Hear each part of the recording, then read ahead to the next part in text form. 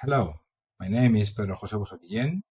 I am an associate professor of commercial and business law at the Law School of the University of Zaragoza, and I am going to present a paper entitled The Impact of Artificial Intelligence, Tools and Resources in Legal Studies, a First Approach.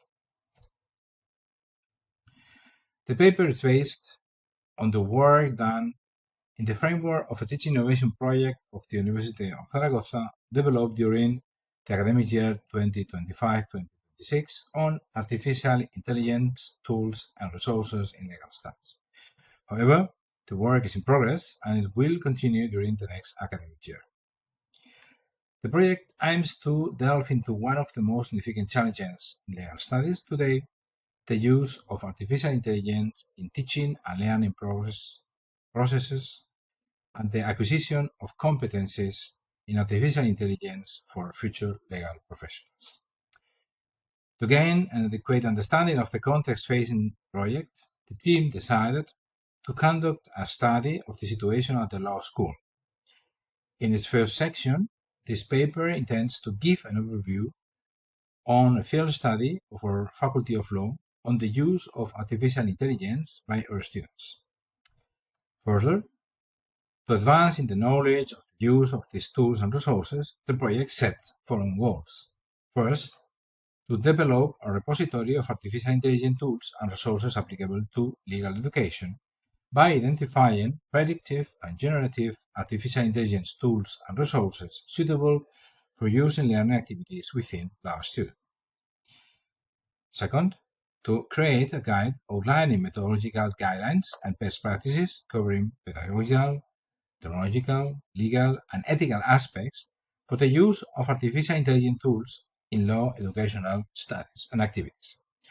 Third, to compile a catalog of teaching and learning activities suitable for the use of artificial intelligence tools and resources in law studies, and conduct pilot tests of activities with students involving the use of artificial intelligence tools and resources.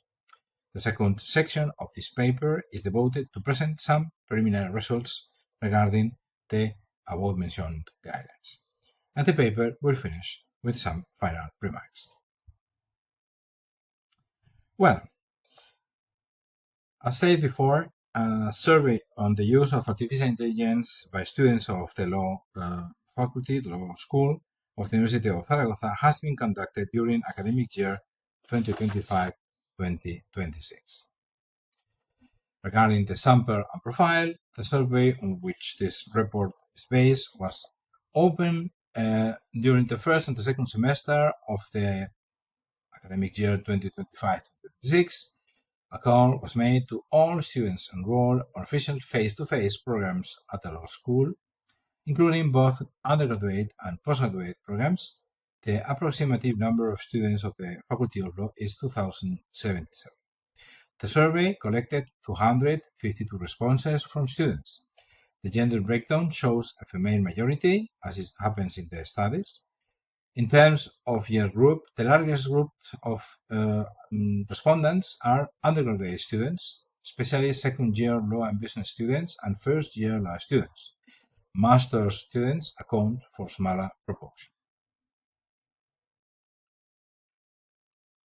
As to the adoption and frequency of use, the most striking finding is the high penetration of artificial intelligence.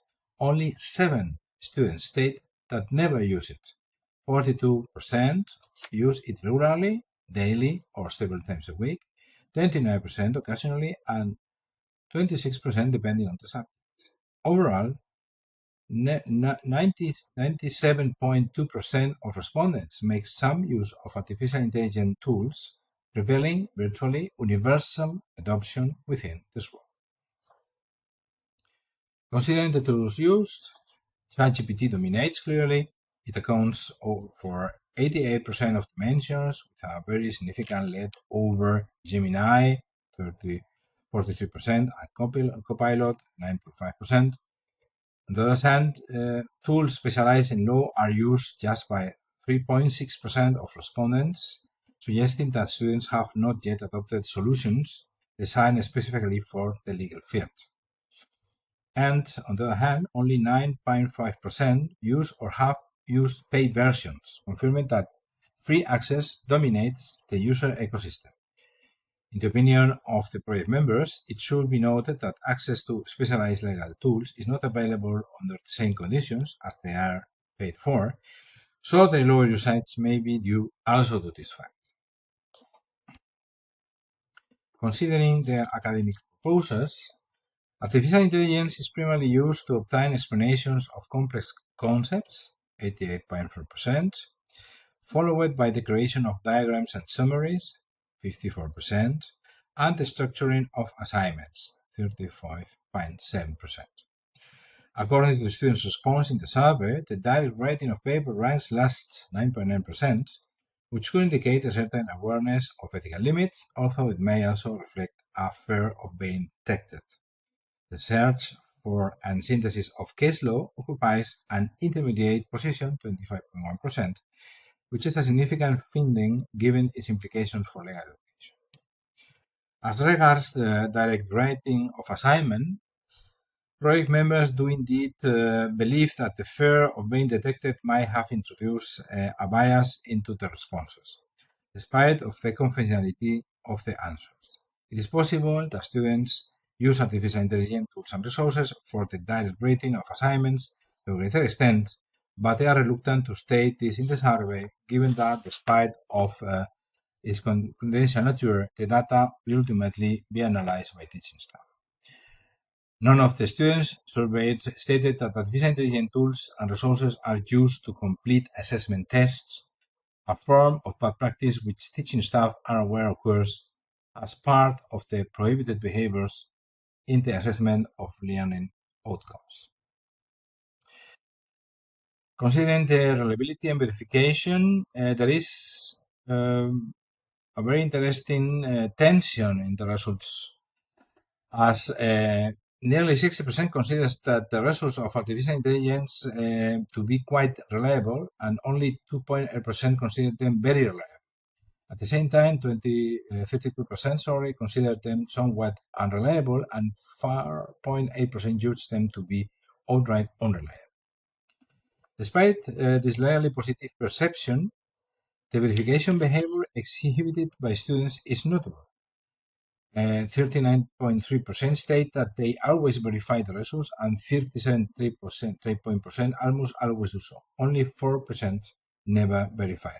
However, the project team's experience highlights that the verification carried out is not always sufficient or adequate.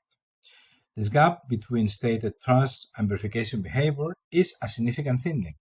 Students trust the results quite a lot, but say they verify them nonetheless, which can be interpreted as learned caution or as cognitive inconsistency. Regarding perceived impact on academic performance, 86% perceive that artificial intelligence has improved their academic performance, albeit in a nuanced way. 50% reports a moderate improvement, yes, a little, and 34.4% a notable improvement, yes, quite a lot. Only 11.4% believe their performance has not changed, and 3.2% indicate that it has worsened. The distribution suggests a generally positive but cautious perception without excessive enthusiasm. Considering the institutional response, here can be identified a significant gap.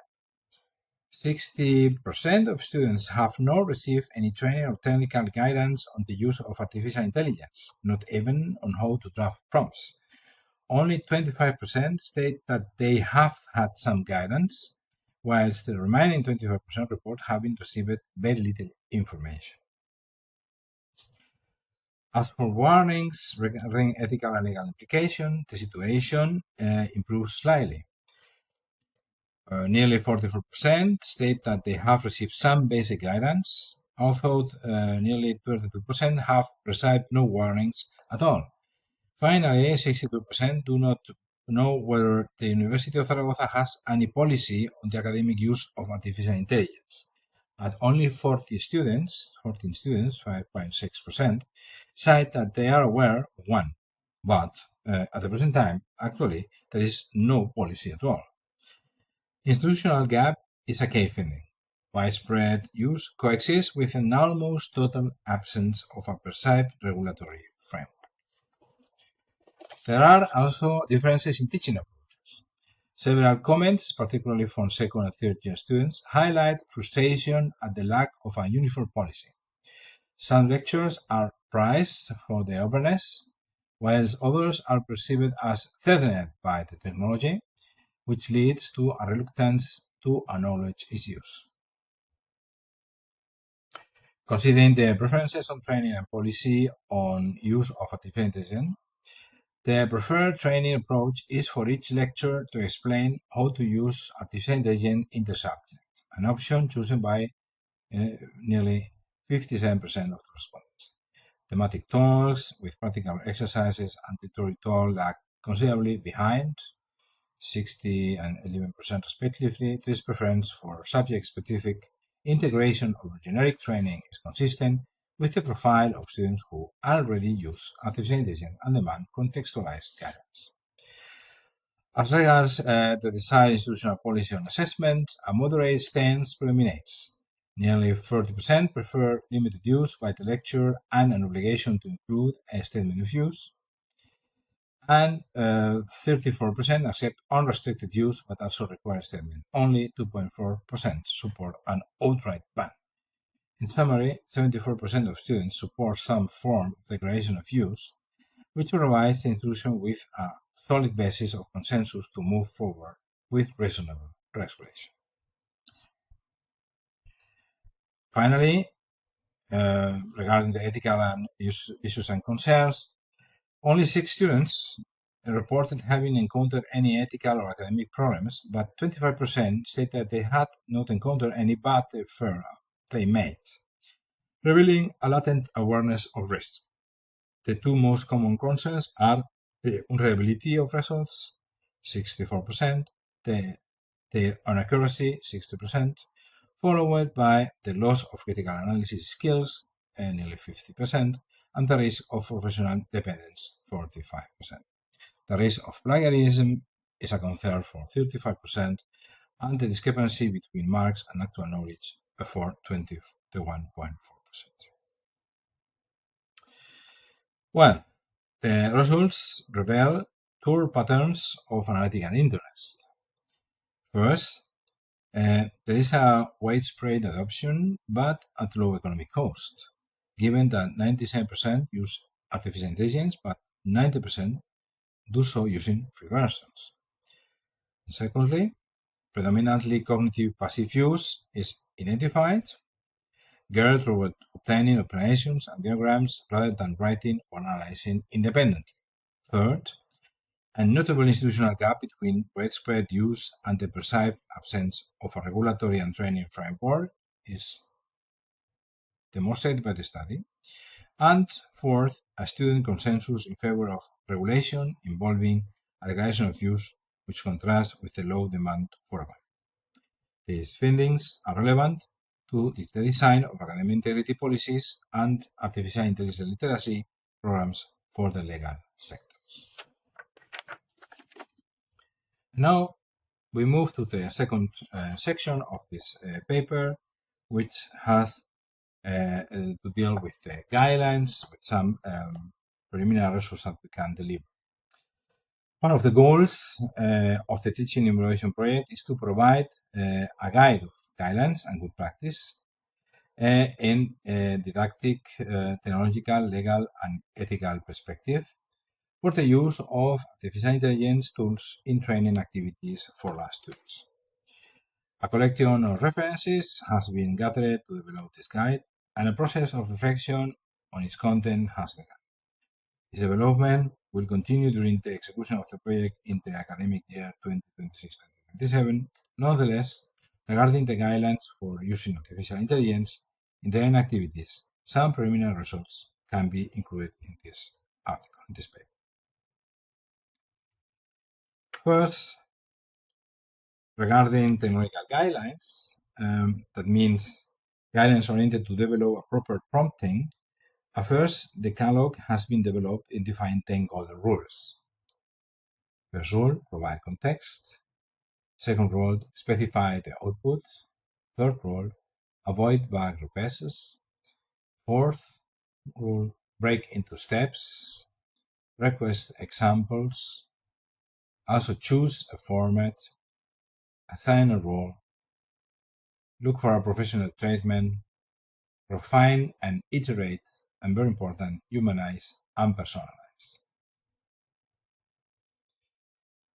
Considering the didactical or pedagogical guidelines, the initial research suggests that the goal should not be replace intellect, but rather to achieve human argumentation,